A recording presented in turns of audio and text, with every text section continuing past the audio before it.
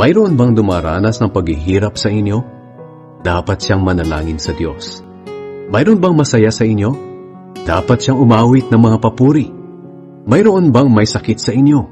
Dapat niyang ipatawag ang mga namumuno sa iglesia para ipanalangin siya at pahiran ng langis sa pangalan ng Panginoon.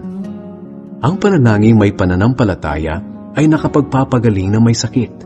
Ibabangon siya ng Panginoon at patatawarin kung nagkasala siya. Kaya nga ipagtapat ninyo sa isa't isa ang mga kasalanan nyo at ipanalangin ang isa't isa para gumaling kayo. Malaki ang nagagawa ng panalangin ng taong matuwid.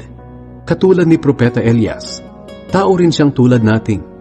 Mataimtim siyang nanalangin na huwag umulan at hindi nga umulan ng 3.5 taon. At nang nanalangin siya para umulan, bumuhos ang ulan at namunga ang mga pananim.